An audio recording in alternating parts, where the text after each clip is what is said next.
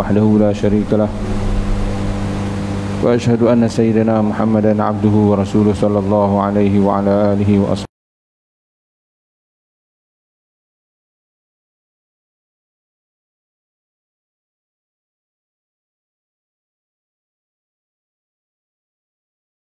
ولا حول ولا قوة إلا بالله العلي العظيم.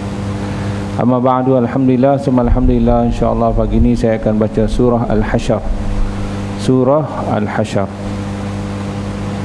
Al-Hasyr maksudnya pengusiran, diusir. Diusir di sini yakni Yahudi Bani Nadir.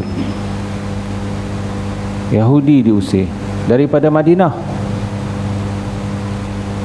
Tak boleh duduk sekali dah dengan orang Islam. Tak boleh duduk dah. Diusir. Kerana khianat. Dia khianat. Dia khianat janji dia yang sebelum tu berjanji dengan Nabi Muhammad SAW dan orang Islam bahawa duduk susah senang bersama di Madinah. Susah senang bersama. Apa pun kita pertahankan Madinah. Dah duduk sekali ke, kena buat cara duduk sekali lah. Susah senang bersama. Tiba-tiba di dalam peperangan Khandaq atau peperangan Ahzab, apabila orang musyrik di luar sana tu berkumpul untuk nak serang Madinah, dia daripada dalam yang tadi berjanji, ditikam daripada belakang. Dia buat masalah daripada dalam. Dia buat masalah daripada dalam, dia berpakat dengan musuh luaran di sana, dia bocor rahsia tu, bocor rahsia ni, beritahu apa beritahu ni. Alhamdulillah peperangan tu menang, orang Islam menang. Peperangan tu orang Islam menang. Cuma habis peperangan Khandaq tu saja, Rasulullah tak buka baju besi dia. Kira dah habis perang ke, berehatlah. Rasulullah kata tak, jom kita tala kampung Yahudi pula. Kita pergi kampung Yahudi, peperangan belum selesai lagi. Kita pergi kampung Yahudi, kita usir dia. Tak boleh duduk sekali orang macam ni. Itulah dia pengusiran yang dirakamkan balik di dalam surah ini, surah Al-Hasyr. A'udzubillahi minasyaitonirrajim. Bismillahirrahmanirrahim. Sabbaha lillahi ma fis samawati wa ma fil ard wa huwal azizul hakim. Telah bertasbihlah kepada Allah apa-apa yang di langit dan apa-apa yang di bumi, dan dia maha perkasa lagi maha bijaksana. Telah bertasbih yakni maha suci Allah, maha suci Allah, maha suci Allah, atau subhanallah, subhanallah, subhanallah. Apa-apa yang di langit dan apa-apa yang di bumi. Di langit tu lagi-lagilah makhluk malaikatnya apa-apa lah. Okey, tersebutnya perkataan ini adalah kerana satu ibadah. Kerana ibadah. Salah satu cara untuk nak mendekatkan diri kepada Allah dengan bertasbih, menyebut maha suci Allah, maha suci Allah. Kerana ibadah. Dan maha suci Allah itu maksudnya tidak ada yang kurang. Tidak ada yang kurang. Sehingga nak kata apa? Kalau makanan kita makan sedap, sedapnya, cantiknya, comelnya. Okeylah kalau makhluk ni kita hebatnya, cantiknya. Tapi kita dengan Allah banyaklah yang kita kagum, tapi takkan kita nak begitu je. Maka ada perkataannya. Subhanallah. Subhanallah. Juga perkataan ini disebut kerana nak mensucikan Allah daripada dakwaan-dakwaan yang kata Allah ada isteri, Allah ada anak. Allah ada isteri, Allah ada anak. Maha suci Allah. Allah tak perlu isteri, Allah tak perlu anak. Apatah lagi kan kalau sehari dua ni orang kata ajaran batin. Allah tu Muhammad lah, Muhammad itu Allah lah, kita ni Muhammad lah, kita ni Allah lah. Orang yang sembah api itu pun sembah Allah juga. Orang sembah batu. Maha suci Allah. Maha suci Allah. Allah bukan Muhammad, Muhammad bukan Allah. Kita ni bukan Allah, kita bukan Muhammad. Ada ajaran-ajaran gitu yang rupa-rupanya lama dah dalam masyarakat Melayu kita ni. Faham dalam, dia kata dalam, nak jadi sesat. Dia jual kata dalam. Maha suci Allah. Allah adalah Allah, kita adalah kita. Muhammad adalah Nabi pesuruh Allah. So Sabbaha lillahi ma fis samawati wa ma fil ard.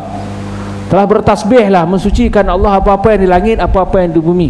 Wa huwal azizul hakim, dia maha perkasa lagi maha bijaksana. Al-aziz, kuat tak terkalahkan.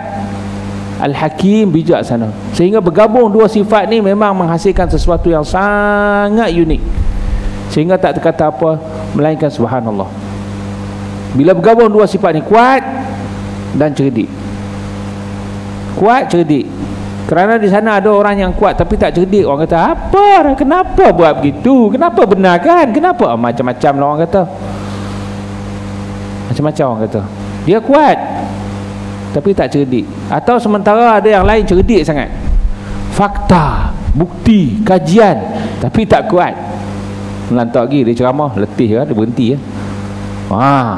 Sebab tak kuat. Allah Subhanahu wa ta'ala wa huwal azizul hakim, dia maha kuat, maha perkasa lagi maha bijaksana.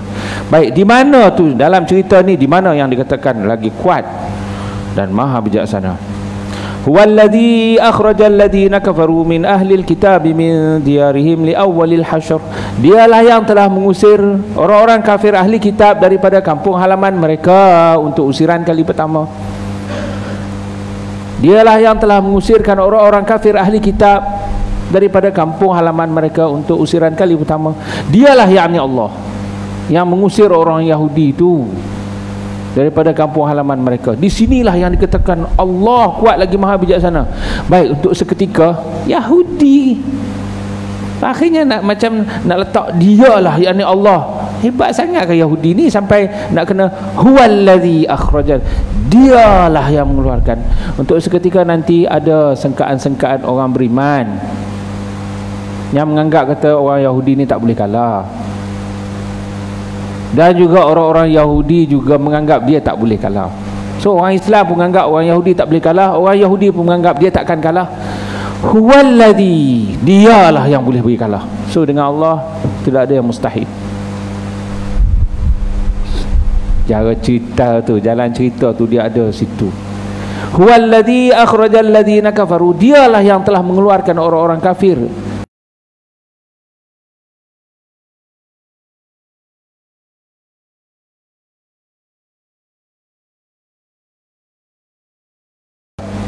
tidak ada yang mustahil.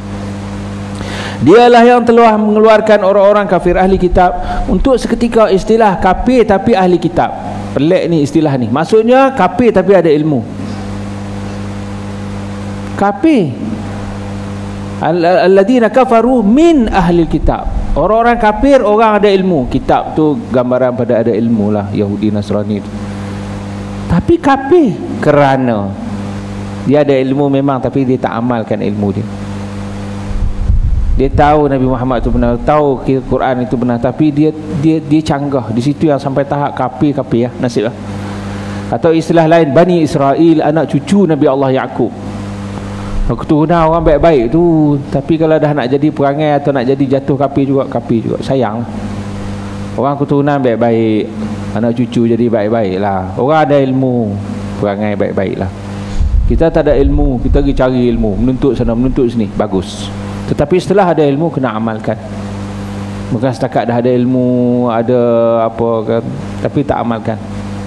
Boleh bertembung nak tahu, terjatuh hukumnya, hina, kafir begini, boleh jadi saja. Allah lah yang telah mengusir orang-orang kafir ahli kitab daripada kampung halaman mereka untuk usiran kali pertama zaman Nabi. Usiran kali kedua zaman sahabat. Li awwalil hasyar, untuk usiran kali pertama zaman Nabi dan kali kedua zaman sahabat. Kerana Nabi berpesan, akhrijul yahuda wan nasara min jaziratil arab, keluarkan Yahudi dan Nasrani daripada tanah Arab. Daripada tanah Arab keluarkan. Dia tak boleh duduk Mekah, Madinah, dia tak boleh duduk. Tak boleh duduk lah. So zaman sahabat disempurnakan lagi lah. Itu tafsiran pertama. Tafsiran kedua, kali pertama zaman Nabi di dunia, kali kedua di akhirat nanti. Kali pertama zaman Nabi diusirnya. Kali kedua apabila bangun daripada kubur besok, kita semua bila bangun setelah tiupan sangkakala yang pertama, bangun. Bila bangun dia bukan tercegat tepi kubur gitu, dia kena pergi ke mahsyar. Mahsyar, tempat perhimpunan. Berhimpunlah di sana, adalah jarak dia tu. Maka orang-orang beriman, orang kafir semua kena pergi. Orang beriman alhamdulillah diterangi oleh cahaya. Nuruhum yas'a baina aydihim, cahaya akan menerangi kiri kanan mereka. So dia melangkah dalam keadaan bercahaya, okeylah. Dia boleh imbang lah. Baik saja pergi ke mahsyar. Sementara orang kafir dia bangun, dia kena pergi juga. Cuma nak pergi tak ada cahaya, gelap. Bila gelap, di situ yang dia terpaksa melangkah. Dia macam tak nak pergi ni, nak melangkah macam mana ni, nak buat macam mana ni? Di situ dia kena usir. Jangan. Wah, kena pergi juga. Melangkah dalam gelap tu ke, tersembam, bangun, tersengelap, bangun, jatuh, bangun. Azab. Ma dhanantum an yakhruju wa dhannu annahum mani'atuhum husunuhum min Allah fa atahum Allah min haitsu lam yahtasibu. Kamu sangka mereka tak akan keluar, dan mereka pun menyangka mereka tak akan dikalahkan, sehingga tembok-tembok mereka boleh menghalang Allah, dan Allah datang dengan cara yang mereka tak sangka. Ma dhanantum an yakhruju, kamu mereka awalnya menyangka mereka tak akan keluar, mereka tak akan kalah. Orang Islam, orang beriman, orang dia pula menyangka mereka juga tak akan kalah. Baik, orang beriman menyangka orang-orang Yahudi Bani Nadir tak boleh kalah sebab beberapa sebab. Yang pertama, kerana ekonomi dia kuasai ketika tu. Ekonomi kalau dia kacau sudah lah, dia tak jual barang dia, mati kita kebuluran. So adalah orang beriman duk fikir gitu. Ekonomi dia kuasai. Dan yang kedua, kampung dia tu dibina dengan tembok yang tinggi begitu. Ada dinding, ada penghalang, dan pokok kurma di tanah rapat-rapat gitu. So orang Islam pun tengok, macam mana nak masuk ni? Tak boleh ni. Ma dhanantum ayakhruju, kamu sangka mereka tak boleh keluar. Yang kedua, tembok tinggi. Yang ketiga, orang Islam mengetahui bahawa orang Yahudi disokong oleh orang-orang Arab munafik. Orang-orang Arab munafik dalam tengah-tengah surah ni diberitahu bahawa orang munafik menyatakan pendirian mereka bahawa kalau kamu diusir keluar, kami akan keluar bersama dengan kamu. Kalau kamu diperangi, kami akan mempertahankan kamu. So ada dakwaan-dakwaan orang Arab, orang Arab munafik lah di Madinah ni yang cakap macam tu. Maksudnya dia ada sokongan. Kalau kita kacau dia, habis geng-geng dia bangun, susahlah kita. Jadi orang beriman pun kata, kamu Allah ni dedah ni. Ma dhanantum ayakhruju, kamu ingat mereka tak akan keluar. Wa dhannu annahum mani'atuhum husunhum min Allah, dan mereka pula menyangka mereka pun tak akan dikalahkan kerana tembok-tembok mereka menyangka boleh menghalang Allah. Tu dia. Fa atahumullah min haitsu lam yahtasibu, namun Allah datang juga, Allah kalahkan mereka juga dengan cara yang mereka tak sangka. Wah, ni kata kuat lagi bijak sana. Kuat lagi bijak sana, subhanallah. Cara yang mereka tak sangka. Macam mana? Wa qadhafa fi qulubihimur ru'b, Allah campakkan di dalam hati mereka gerun. Ini yang kita tak sangka ni. Allah campakkan gerun dalam hati mereka. Kita ni kan yang jadi kuat, yang jadi gagah, yang jadi berasa nak buat lagi sebab hati. Tua dah, tak larat dah, tapi boleh mari lagi sebab hati tu berkemahuan lagi, hati tu berkeyakinan lagi.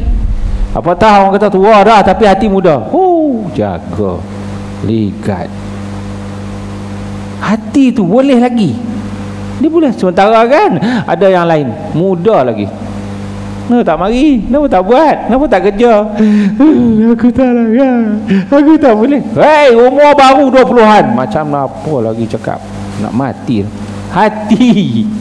Hati tak ada, macam mana? Macam saya lebih banyak mengajar bahasa Arab. Kalau saya mengajarnya, orang kata sebulan boleh bahasa Arab, bukan saya mengajar bahasa Arab, saya bagi hati. Perkataan bahasa Arab berlambak dah dalam bahasa Melayu kita. Ada kata 1,700, ada kata 3,000. Kalau buka kamus, kita akan terketawa sendiri. Bahasa aku dah, kita akan ketawa sendiri. Banyak perkataan Arab tapi nak sebut malu. Bebetulan orang kita ni malu. Malu kita bagi jadi berani. Malu bagi jadi berani. Nak belajar bahasa Arab, jangan buat warak, jangan buat diam gitu. Jadi macam saya, gila. Alhamdulillah saya gila lama dah. Huah.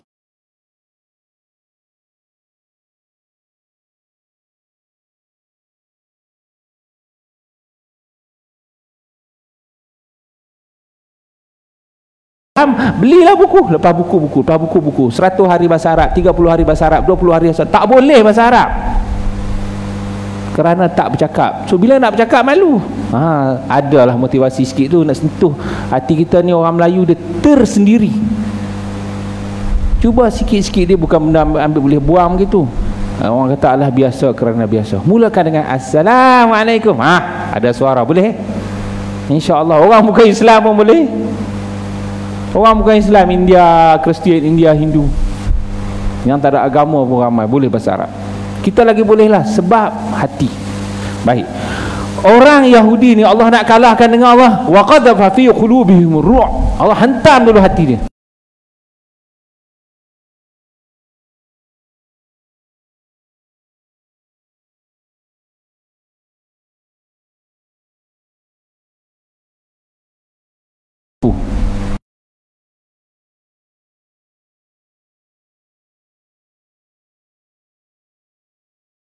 Dengan perasaan gerun yang dicampakkan di dalam hati musuh. Sebulan lagi aku nak sampai. Nusirtu birru'b masirata syahr. Aku ditolong oleh orang Islam, ditolong oleh Allah dengan perasaan gerun yang dicampak di dalam hati musuh. Sebulan lagi aku nak sampai. Seperti di dalam peperangan Tabuk. Di dalam peperangan Tabuk jauh lagi nak sampai tu. Orang sana tak lena tidur, tak lalu makan.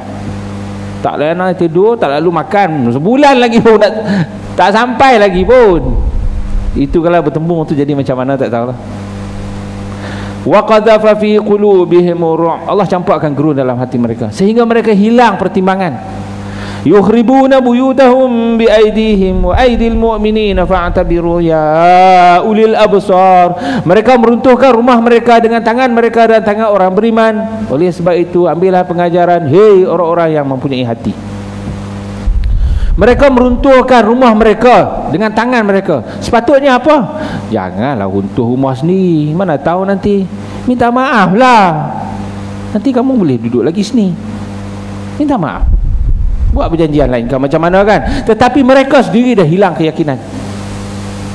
Dia pergi runtuh rumah dia. Sebelum orang Islam masuk buat apa-apa, dia dah runtuhkan dah. Fa'tabiru ya ulil absar. Untuk seketika ambillah pengajaran, hei orang-orang yang mempunyai hati. Basarun maksudnya mata. Tetapi kalau melihat mata dengan hati itu dipanggil basar. Kalau sekadar melihat dengan mata saja, ra'a yara. Tapi lihat dengan renung juga, nazara yanzuru. Lihat sampai ke dalam hati dan dikaji-kaji lagi, basara yabsuru. Fa'tabiru ya ulil absar. Ambillah pengajaran, hei orang-orang yang mempunyai hati. Betapa kamu yang kata tak boleh, mereka kuat, mereka kuat. Ambil pengajaran. Allah kalau dia kata kamu boleh menang, aku akan bantu. Kalau Allah dia cakap begitu, ambil pengajaran. Maksudnya boleh. Kamu kata kuat-kuat kan? Tak ada yang kuat melainkan Allah. Wa huwal aziz. Dialah yang maha perkasa, tak terkalahkan. Al-Hakim, dia maha bijaksana. Ambil pengajaran. Walaula an kataballahu alaihimul jalaa la'adzabahum fid dunya walahum fil akhirati adzabun nar. Kalaulah tidak kerana Allah telah hukum mereka dengan pengusiran ini, nescaya mereka akan kena hukuman lain di dunia ini dan di akhirat nanti bagi mereka azab api neraka. Kalaulah tidak mereka kena dengan hukuman pengusiran hari itu, kalau tak kena hukuman tu, dia kena hukuman lain di dunia. Maksudnya apa? Muju. Orang Yahudi, hei kamu kena rasa muju. Kalau tak kena hukuman zaman Nabi hari itu diusir, kena hukuman lain. Seperti nenek moyang dia disumpah jadi buruk jadi babi. Bani Israel pernah disumpah jadi buruk jadi babi. Wa ja'ala minhumul qiradata wal khanazira wa 'abadat taghut. Allah jadikan mereka itu buruk, babi dan penyembah taghut. Kau pernah disumpah mereka itu jadi buruk jadi babi hari itu. So ini jadi manusia lagi, cuma diusirlah. Memanglah sedihlah tinggal kampung halaman ni. Moga-moga dengan kesedihan itu ambil pengajaran. Lain kali jangan khianat. Nak duduk sekali tak ada masalah. Agama lain-lain okey je. Lakum dinukum waliyadin. Dan kita tak akan paksa dia. La ikraha fid din. Tiada paksaan dalam agama, tapi benda yang disepakati bersama. Kita nak duduk di rumah, sama-sama tidur nak lena, sama-sama makan nak kenyang, sama-sama keluar di jalan nak selamat. Itu benda yang kita kena jaga. Ni negara kita, ni tempat kita, sama-sama nak kena jaga. Kalau khianat, minta maaf, kena ambil tindakan. So tindakannya hari itu diusirlah, mujur baru, kalau tak kena hukuman lain. Namun Allah tahu mereka ini memang degil, mereka ini memang degil, tak insaf. Sebab itu Allah sebut, dan bagi mereka di akhirat nanti azab api neraka. Zalika bi annahum syaqullaha wa rasulahu wa man yushaqillaha fa innallaha syadidul iqab. Yang demikian itu kerana mereka telah menentang Allah dan Rasulnya, dan barang siapa yang menentang Allah, sesungguhnya Allah bersangatan hukumannya. Zalika, yang demikian itu, yakni diusir itu kerana mereka menentang Allah dan Rasulnya. Ini nak beritahu sebagai jangan kesian, jangan kesian. Mereka memang akan buat muka sedih, kami diusir, kesian. Zalika, demikian itu kamu diusir kerana kamu menentang Allah dan Rasulnya. So padan muka, jangan kesian. Dia akan buat muka sedih. Benda-benda begini kalau kita tahu kan, hukuman-hukuman tu, kalau kita tahu apa dia buat sehingga terkena dengan hukuman tu, kita sendiri pun akan kata patut pun, biar ada rasa. Macam orang yang merompak ke apa kan, kalau dapat tu jaga orang buat. Kita tak tahu cerita, kenapa ni, kenapa ni, kenapa ni, kenapa apa, dia masuk rumah orang, dia petak tuan rumah, dia merompak. Dapat kat orang kampung, dapat kat orang taman, jaga. Itu kalau kena hukuman tu pun berapa tahun tu. Jadi kita jangan tengok kepada kadang-kadang kenapa macam dalam Islam kan, wasariqu wasariqatu faqta'u aydiyahuma, pencuri laki dan perempuan potong kedua tangannya. Potong dua tangan, alamak kesiannya, janganlah potong. Dia masuk rumah, dia tetak tuan rumah, dia mencuri, dia bunuh. So macam mana tu? Macam mana kita nak kata jangan. Ataupun yang Allah sebutkan az-zaniyatu waz-zani fajliduhuma min mi'ata jaldah, penzina perempuan dan laki, sabit bukti sebat 100 kali. Allah, 100 kali, kesiannya. Hei, ni pergi berzina. Atau yang berat lagi, dah kahwin dah pergi berzina, bawa bini orang, bawa anak orang. Itu tu kalau sabit rejam sampai mati. Rejam sampai mati, kesiannya. Dah kahwin dah, bawa bini orang, bawa anak orang, apa lagi? So tengok, jangan tengok apa. Zalika, demikian itu kerana mereka menentang Allah dan Rasulnya. Khianat. Siapa yang menentang Allah, sesungguhnya Allah bersangatan hukumannya. Ma qata'tum min linatin aw taraktumuha qa'imatan ala usuliha fa bi idnillahi wal yukhziyal fasiqin. Apa-apa yang kamu potong daripada pokok kurma atau kamu biarkan berdiri lagi di perdurnya, itu semua dengan izin Allah dan untuk menghina orang-orang yang fasik. Ma qata'tum min linatin, apa-apa yang kamu potong daripada pokok kurma atau kamu biarkan lagi berdiri, kamu tak tebang, ada di perdu dia tu, fa bi idznillah.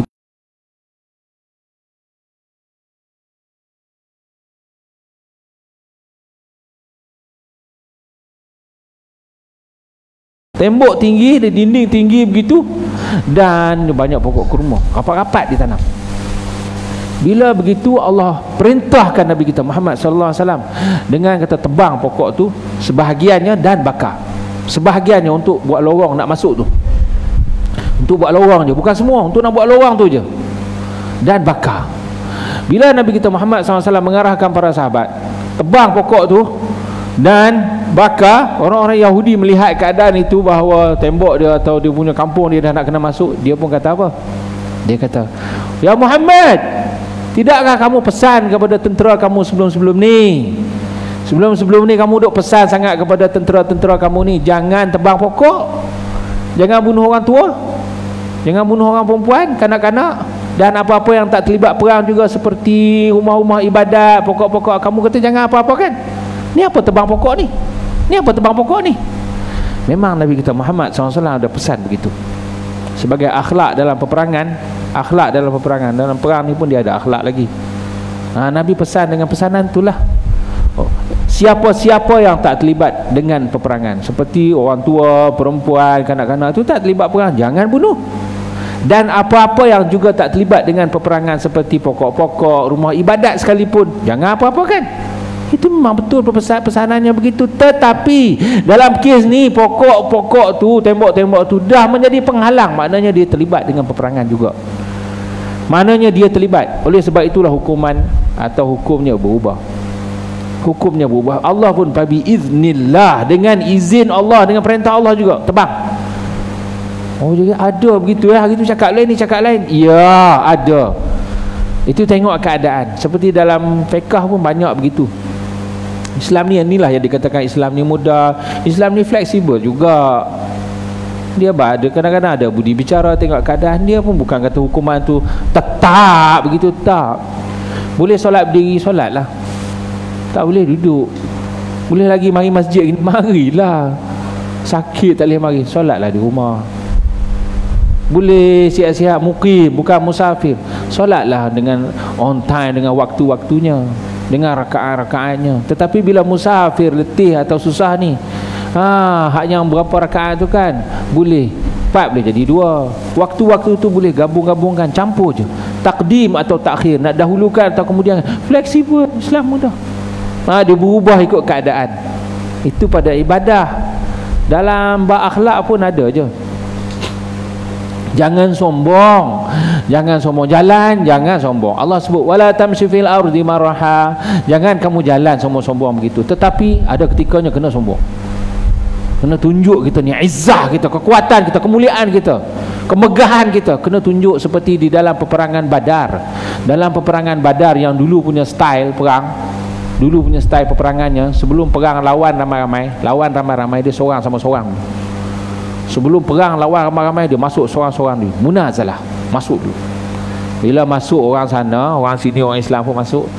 Orang sana masuk dengan megah, orang sini pun masuk. Masuk tu kan dengan kuda-kuda, dengan tapak, dengan megah dah lah. Nak lawan ni. Lalu Nabi kata apa? Hari ni Allah suka jalan macam ni. Hari ni jalan macam ni, masuk dengan kuda-kuda, megah begitu. Nabi kata hari ni Allah suka jalan macam ni.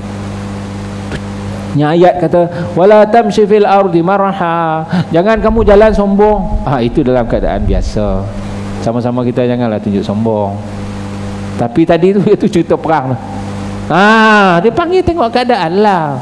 Atau kita janganlah bergelar-gelar. Wala talmizu bil alqab. Jangan kamu gelar orang tu, jangan kamu gelar.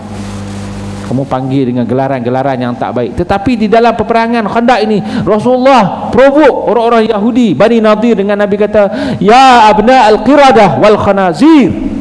Hei anak-anak buruk, anak-anak babi. Sebelum perang Nabi provok nak bagi orang dalam tu kacau. Dia duduk dalam ni, berkubu ni, terkepung begitu ni. Nabi, hei anak buruk, hei anak babi.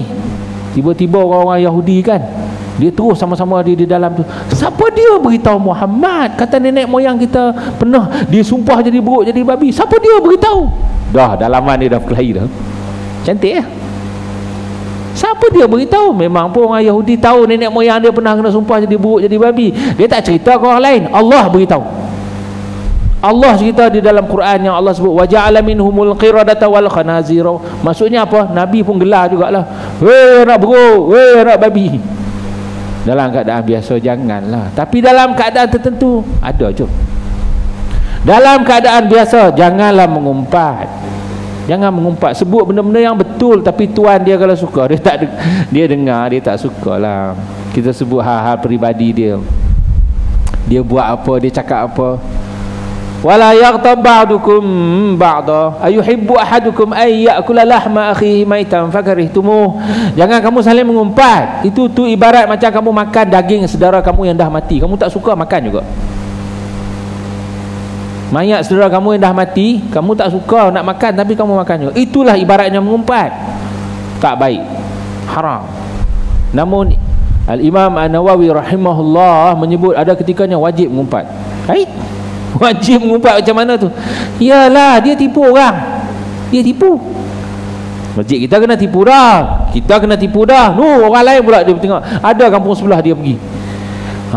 Masa tu Imam Nawawi kata wajib mengumpat. Beritahu ke orang lain. Dia tu penipu tu, hati-hatilah. Kalau dia mari jangan percaya. Kami dah kena dah. Kena mengumpat. Jangan lambat-lambat nak mengumpat. Kalau buat lambat-lambat kan, kita kata nanti kita mesyuarat dululah, bulan depan baru beritahu. Cuba beritahu. Sebenarnya kan yang hari bulan lepas tu kan, kami dah kena dah. Kami tengok orang kampung sebelah kata apa, kenapa lambat beritahu? Benda begini jangan lambat kan, dah kena hamput kita. Kita ingat nak buat warak, buat takwa, lambat beritahu, kena cepat mengumpat. Kita kata macam mana pula tu?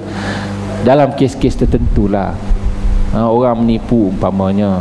Kalau dia memang terbukti menipu, kita dah kena tipu, tempat kita kena tipu, dia ada kampung sebelah nak menipu pula orang kampung sebelah, kita waktu masa tu beritahu orang sebelah. So memberitahu tu, itu mengumpat lah.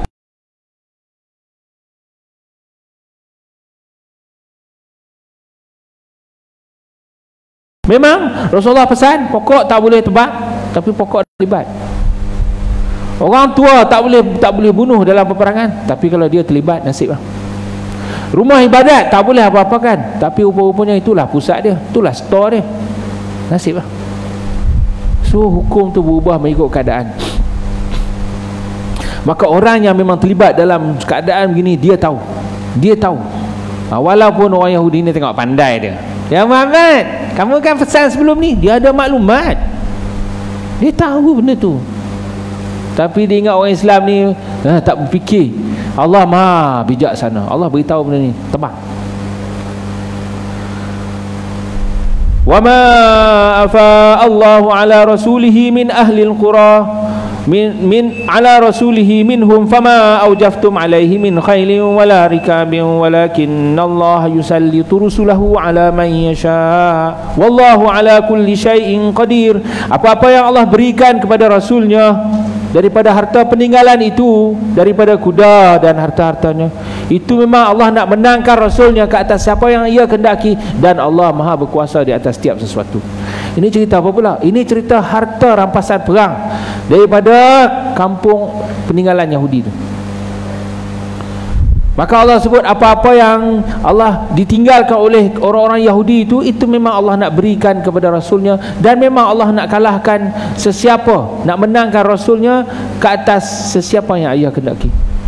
Allah nak menangkan rasulnya, Allah nak menangkan orang Islam ke atas siapa yang ia kehendaki. Allah maha berkuasa di atas setiap sesuatu. So itu memang Allah nak bagilah, cuma harta tu banyak. So macam mana harta tu yang banyak tu nak buat macam mana? Yahudi kaya tu, so peninggalan kampung tu, harta tu banyak lah, nak buat macam mana? Ma afa Allahu ala rasulihi min ahli al-qura falillahi walir rasuli walidil qurba wal yatama wal masakin wabnis sabil kai la yakuna dulatan bainal aghniya'i minkum. Apa-apa yang Allah nak berikan kepada rasulnya itu, maka harta tu kena berbagi. Pertama kena bagi kepada Allah, kena ikhlas, yakni kepada rasulnya, kepada orang-orang yang hampir, kepada anak yatim, orang miskin dan orang dalam perjalanan. Kena berbagi. Pertama kena bagi kepada Allah, kena ikhlas. Bagi kepada rasul, orang-orang yang terlibat, yang orang-orang miskin, anak yatim, orang dalam perjalanan, kena berbagilah yang penting. Kaila yakuna dulatan bainal aghniya'i minkum, agar harta yang banyak itu tidak berlegar dari kalangan yang kaya-kaya kamu saja. Agar harta itu tidak berlegar atau musi-musi dari kalangan yang kaya-kaya kamu saja. Tengok betapa Allah sebut yang kaya-kaya. Kalau buang perkataan itu pun dah boleh faham dah. Buang perkataan itu dia jadi macam ni lah. Agar harta itu tidak berlegar dari kalangan kamu sahaja, boleh dah, boleh faham dah. Tetapi sengaja Allah sebut bainal aghniya'i minkum, agar tidak berlegar dari kalangan yang kaya kamu saja. Sebagai nak beritahu, ulama kata inilah, kita kata orang-orang kaya kalau yang memang tak ikhlas, dia pandai main duit, dia pandai main harta. Kalau dia nak kona, kita yang tak kaya ni kita tak tahu. Kalau yang tak jujur, tak ikhlas lah ni, orang yang macam accountant tu kan, tu ilmu dia, kalau dia pandai, itu kerja tu mulia sangat. Tu nak dapat ilmu perkiraan, kira-kira duit tu, kena belajar di universiti juga tu, ada pelajaran dia. So dia pun boleh lulu belajar, mulia kerja tu. Tetapi dia kena jujur. Apatah lagi yang kaya-kaya ni, dia pandai, ni nak kona sana kona sini, ini untuk itu, ni untuk ini. Apatah lagi ni juta-juta, sikit-sikit boleh simpan buah bantal. Tapi kalau juta-juta macam mana? Dan kalau banyak nak buat perkiraan ni kena bagi sini, ni kena sini, ni untuk urusan ni. Hanya orang-orang yang biasa main duit dia tahulah. Orang pakai ekonomi ke apa tu kan, betul. Tetapi kalau dia tak jujur, ini untuk ni, ini untuk ni, ini untuk ni, kroni dia saja rupanya. Ni untuk ni, ni untuk ni, ni untuk ni, kita dapat sikit, dia dapat banyak rupanya. Kaila yakuna dulatan baila aghniya minkum. Allah pesan agar harta itu tidak berlegar dari kalangan yang kaya kamu saja. Allah pesan.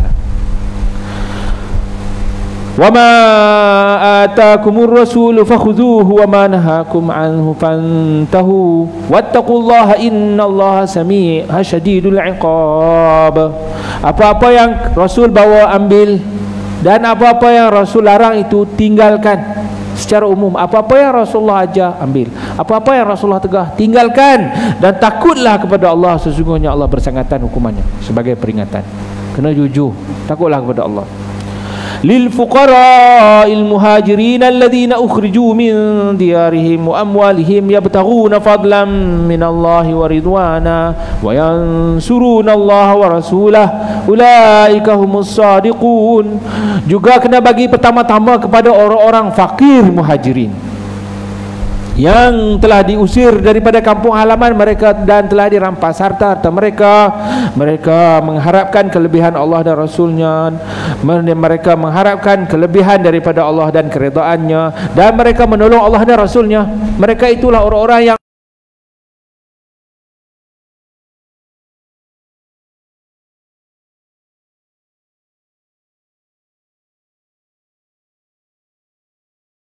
fakir dengan miskin, dua istilah yang berbeza. Fakir langsung tak ada apa-apa, miskin ada tapi tak cukup. Yang mana dua-dua ini kalau dalam bab zakat boleh menerima zakat lah. Tetapi lil fuqara, bagi mereka-mereka yang langsung tak ada apa-apa, yang mari daripada Mekah tu, dirampas harta mereka, diusir daripada kampung halaman mereka. Mereka mengharapkan kelebihan Allah dan keredaannya, mereka menolong Allah dan Rasulnya. Mereka lah orang-orang yang jujur. Orang yang jujur, orang yang baik, lagi-lagi nak kena beri perhatian. Orang-orang yang baik, orang-orang yang jujur, dah kalau memang dia berhak, bagilah, muamalah lah dengan cara yang baik. Kerana nanti kalau kita katakan dia baik, dia tak bagi tak apa, dia bagi sikit tak apa, dia tak payah jemput tak apa, lama-lama kan dia manusia, dia pun lari, dia pun rosak hati dia, tak mau berkawan, pindah dia, rosak dia kerana kita tak bagi hak dia. Dia manusia, dia terfikir juga. So pertama-tama lil fuqara, kena bagi kepada orang-orang fakir muhajirin yang langsung tak ada apa-apa. Muamalahnya kena betul, haknya kena bagi orang muhajirin yang memang baik. وَالَّذِينَ تَبَوَّأُوا الدَّارَ وَالْإِيمَانَ مِنْ قَبْلِهِمْ يُحِبُّونَ مَنْ هَاجَرَ إِلَيْهِمْ وَلَا يَجِدُونَ فِي صُدُورِهِمْ حَاجَةً مِّمَّا أُوتُوا وَيُؤْثِرُونَ عَلَى أَنفُسِهِمْ وَلَوْ كَانَ بِهِمْ خَصَاصَةٌ وَمَنْ يُوقَ شُحَّ نَفْسِهِ فَأُولَئِكَ هُمُ الْمُفْلِحُونَ. Juga kena bagi kepada orang Madinah. Tadi orang Mekah, ni juga kena bagi kepada orang Madinah yang telah menyediakan tempat dan menerima iman, dan mereka suka kepada orang lain yang datang tempat mereka, dan mereka menolong orang lain yang mari tu dengan tanpa ada kepentingan. Mereka menolong orang lain walaupun mereka susah, dan barang siapa yang boleh mengawal perasaan bakhilnya, mereka itulah orang-orang yang berjaya. Baik, kena bagi juga kepada orang-orang yang orang-orang Madinah pula. Kena beri perhatian. Kalau dia memang berhak, seperti tadi orang-orang Makkah, orang Makkah, ni orang Madinah pula. Kelebihan apa orang Madinah yang dikatakan baik orang Madinah ni apa pula? Allahu Akbar. Mereka menyediakan tempat dan menerima iman. Dan betapa mereka menyediakan tempat, berebut-rebut nak bagi tempat. Kita tahu orang Madinah ni kan, walaupun muka sama orang Arab je, tapi hati dia tersendiri. Orang Madinah ini sangat baik, maksudnya orang Madinah, muka sama macam orang lain, orang Arab-Arab lain tu sama je, tetapi hati orang Madinah, ibadat orang Madinah, dia tersendiri. Alladzina tabawwa'ud dar wal iman, telah menyediakan tempat. Masjid tu kan berebut orang ni nak bagi tapak masjid. Buat masjid tanah kami, buat masjid tanah kami. Sampai macam tu tengok orang Madinah. Nabi jadi sampai bingung nak ambil tanah.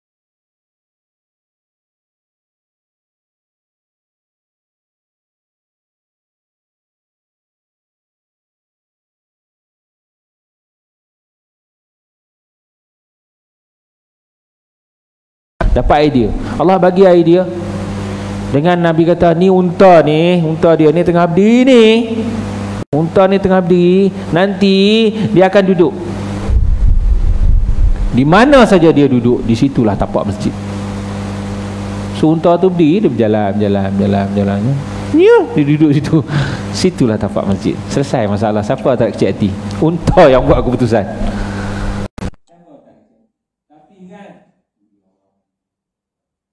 Yuhibbuna man hajara ilaihim, suka kepada orang lain yang datang tempat mereka. Dulu dan sekarang sama. Zaman Nabi itu lagi-lagi lah. Zaman sekarang ni pun, kalau kita pergi tahu orang Malaysia ke apa kan, aja dia tahu sangat orang Malaysia baik, dia suka je. Atau kalau kita memang boleh cakap Arab, Allahu Akbar. Kalau boleh cakap Arab, memang dia ajak sampai ke rumah, dia jamu kita seorang ni seekor kambing. Dia memang suka macam tu. Wala yajiduna fi sudurihim hajah, tak ada kepentingan tu, memang suka buat baik. Sebab tu Imam Malik pun dalam bab ibadah, antara benda kaedah yang diletak, lihat ibadat orang Madinah. Macam mana solat Nabi, tengok orang Madinah solat macam mana. Tengok sampai macam tu.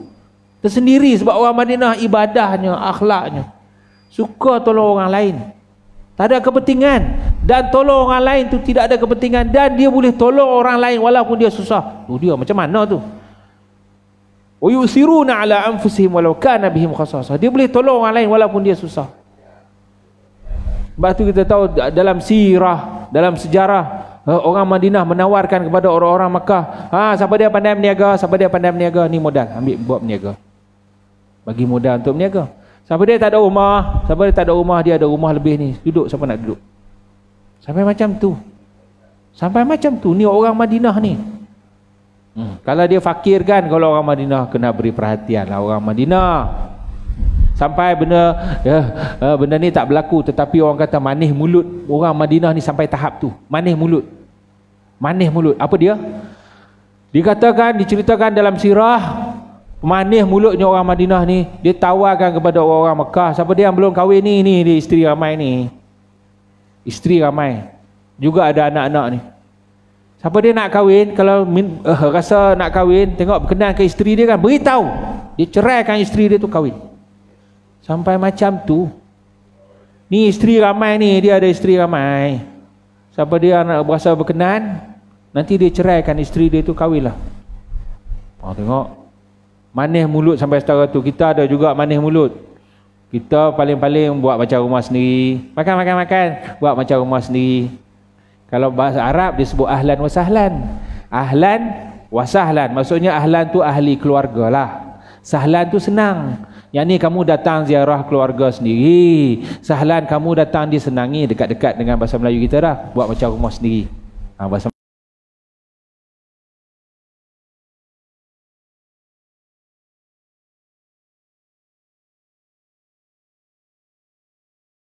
tambah lagi, wa marhaban, kamu datang diraikan. Okeylah, betul lah tu, walaupun terjemahan ringkas ahlan wa sahlan, selamat datang, boleh dah, dekat-dekat dah tu. Tapi maknanya dalam lagi macam tadilah, buat macam rumah sendiri, buat macam adik-beradik sendiri. Tapi orang Madinah ni lagi, ni nak nikah dengan siapa? Ni isteri dia ramai ni, bukan kata dia di had-had tak. Ni isteri ni ramai ni, isteri tua ya, isteri muda tak boleh. Tak ada macam tu. Orang kata orang Madinah, subhanallah, tersendiri. Dan barang siapa yang menjaga bakhil dirinya, mereka itulah orang-orang yang berjaya. Seperti orang Madinah yang ada, dia manusia apa, dia ada perasaan bila orang ramai mari ni semua ni nak kena jamu ni semua nak perhabis beras ni. Nak kena ada modal ni, nak kena banyak duit ni, nak kena jamu tetamu ni, habis dah lah jamu berat. Ada perasaan, dia manusia, tetapi dia kawal perasaan. Wa man yuqa syuh nafsi. Siapa yang jaga perasaan bakhilnya. Sebab bakhil tu sayang kepada harta, sayang semua ada. Tapi kawal lah. Siapa yang boleh kawal perasaan bakhil dia, nak sedekah nanti. Dah sedekah juga. Nak buat baik nanti buat juga. Kawal. Wa ulaika humul muflihun. Mereka itulah orang-orang yang percaya. Apa yang baik pada Allah, apa yang lemah pada diri saya sendiri. Sallallahu alaihi Muhammad wa ala alihi wa sahbihi ajma'in. Allahumma arhamna bil Qur'an waj'alhu lana imama wa huda wa rahmah. Allahumma zakirna minhu ma nusina wa 'alimna minhu ma jahilna warzuqna tilawatahu ana al-lail wa atrafana waj'alhu lana hujjatan ya rabbal alamin. Alhamdulillah.